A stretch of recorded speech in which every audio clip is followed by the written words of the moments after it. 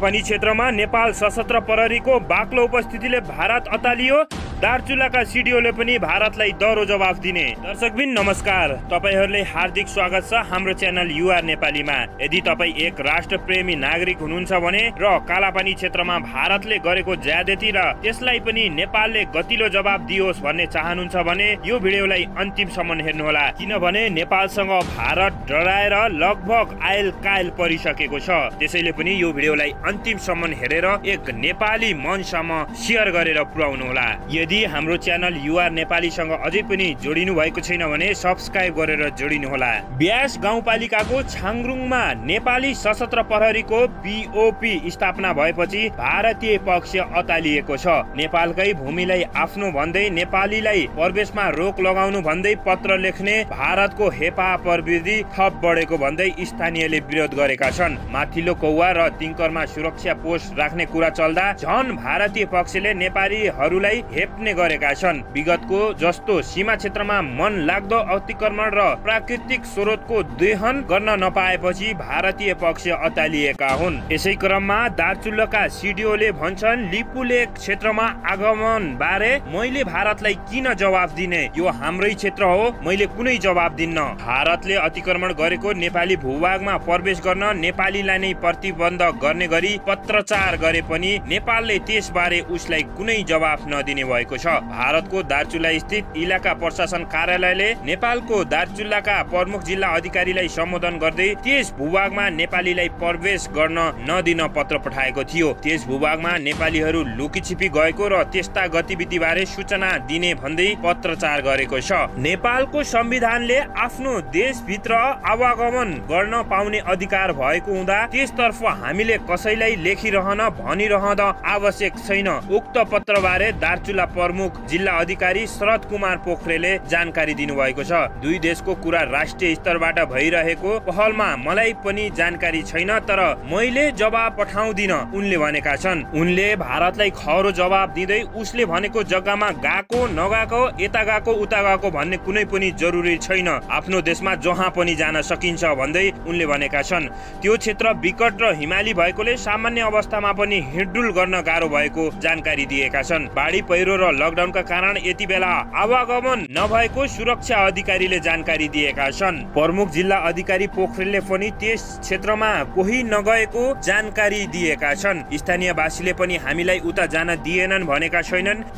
केही दिन अगाडि म आफै त्यही क्षेत्रमा गएको थिएँ उनले भनेका छन्। छाङरुङ तिङ्करवासीले रोकेको कुरा गर्नु भएको छैन। लकडाउनले गर्दा हामी भारततर्फ पनि जान पाएनौं, चीनतर्फ पनि जान पाएका छैनौं भन्नुभएको छ पर्जीय पोखरेलले। दार्चुला सदरमुकाम आउन पनि नपाएको र खानेकुरा नभएको बताएपछि सरकारले हेलिकप्टरबाट 200 कुन्टल चामल पुर्याएको थियो। यस्तै स्थानीयको मागपछि झोलुङ्गे पुलको सम्म सामान हेलिकप्टरमा पुर्याइएको थियो। सदरमुकाममा आउजाउ गर्न समेत भारतको बाटो प्रयोग गर्नुपर्ने भएपछि त्यहाँ नेपाली सेनाले बाटो निर्माण कार्य जारी गरेको छ र यसै क्रममा भारत हताहत भएको छ।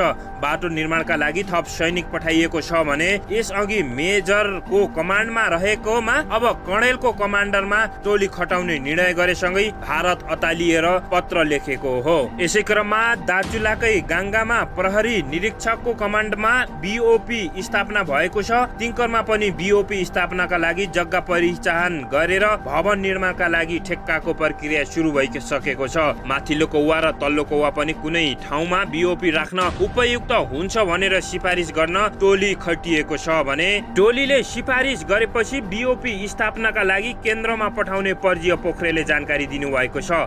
बीओपी राख्ने स्थान छान्नका लागि गाउँपालिका, वडापालिका, मालपोत, नापी र सशस्त्र प्रहरी सम्मिलित टोली बनाइएको छ। यसै क्रममा सो स्थानमा पनि बीओपी स्थापना भएपछि ब्यासको नम्बर 1 वडामा मात्रै 3 स्थानमा बीओपी रहनेछन्। एउटा स्थापना भइसकेको छ, बाँकी 2 वटा थप्ने तयारी भएको छ। यसै क्रममा पुस्तौंदेखि कसैको गुलाम नबनेको वीर गोर्खाली नेपालीका छोराले रणनीति भित्रै गर्दा भारत अतालिएको छ।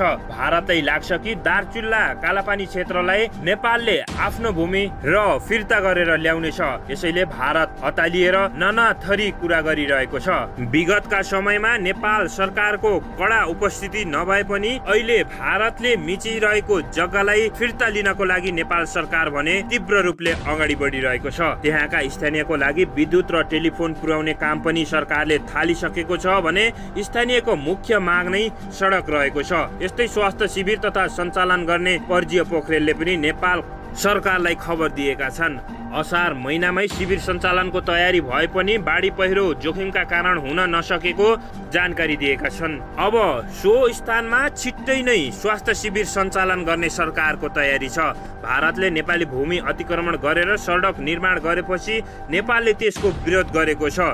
यस्तै नेपालले आफ्नो मिचिएको लिम्पुवाधुरा लिपुले कालापानी समेत नयाँ नक्सा जारी गरेको छ भने सो नक्सा संविधानको सूचना अनुसूचीमा रहेको निशाना छापमा राख्न गरिएको संविधान संशोधन पनि संसदबाट सर्वसम्मत पारित भएपछि भारतले त्यसको विरोध जनाउँदै आएको छ, लगायत अतालिँदै आएको छ। यो विषयलाई दुई देशले वार्ताको माध्यमबाट समाधान गर्ने भने पनि भारतले त्यस क्षेत्रमा कसैलाई प्रवेश गर्न नदिन भन्दै पछिल्लो पटक पत्रचार गरेको जानकारी आएको छ। दार्चुलाका सिडिओ प्रमुखले गतिलो जवाब दिँदै नेपालको संविधानले आफ्नो देशभित्र आवागमन गर्न पाउने अधिकार भएको हुँदा त्यसतर्फ हामीले कसैलाई लेखिरहन नपर्ने भन्दै दह्रो जवाब दिएका छन्। दर्शकबिन, यो भिडियोलाई 3 करोड नेपाली सामु तपाईहरुले शेयर गर्नुहोला र नेपालीको जित पक्का छ भनेर पनि तपाईहरुले सबै सामु यो खबरलाई पुर्याउनु होला। नेपाली भूमि मिचेको भारतले कालापानीमा नेपाललाई नै प्रवेश दिएको छैन भने अझ उदेक लाग्दो कुरा त के छ भने नेपाललाई नेपालकै भूमिमा घुसपेठ गरेको भन्दै जिल्ला प्रशासन कार्यालयलाई पत्र समेत पठाएको छ। नेपालीलाई नेपालकै भूमिमा प्रवेश गर्न नदिएको भारतले नेपालको भूमिलाई आफ्नो भन्दै नेपालले घुसपेठ गरेको भन्दै नेपाललाई पत्रचार गरेको छ।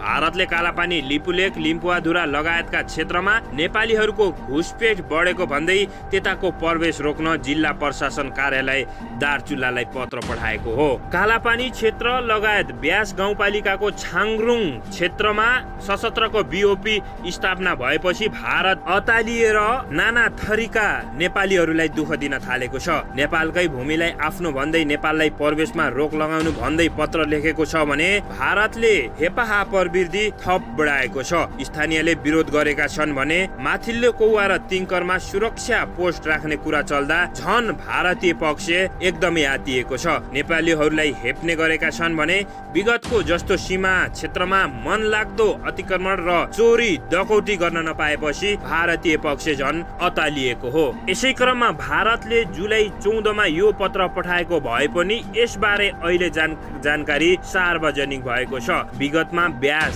सौका समुदाय आवत जावत गर्न दिने क्षेत्रमा समेत पछिल्लो समय आवत जावतमा पूर्ण रोक लगाएको छ भारततर्फ।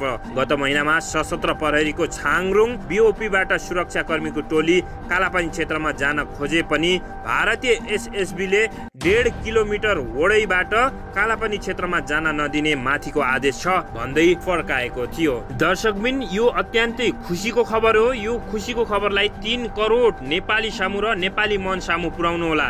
छाङरुङमा सशस्त्र प्रहरीको बीओपी स्थापना भए लगत्तै र नेपाली पक्षको त्यता बाक्लो उपस्थिति भए लगत्तै भारत एकदमै अतालिएको छ। त्यसैले पनि यो भिडियोलाई 1 लाइक गरेर 1 कमेन्ट गर्न नभुल्नु होला। भारतीय पक्ष सामु तपाईहरुले यो भिडियोलाई एकदम सक्दो शेयर गरेर पुर्याउनु होला। दर्शकबिन, यो भिडियो कस्तो लाग्यो, जस्तो लाग्यो त्यस्तै प्रतिक्रिया दिन नभुल्नु होला भन्दै नयाँ र ताजा भिडियो लिएर उपस्थित हुने बाचासहित युआर नेपाली युट्युब च्यानलसँग अझै पनि जोडिनु भएको छैन भने सब्स्क्राइब गरेर जोडिनु होला। बिदा हुन्छु। नमस्ते, जय देश, जय कालापानी।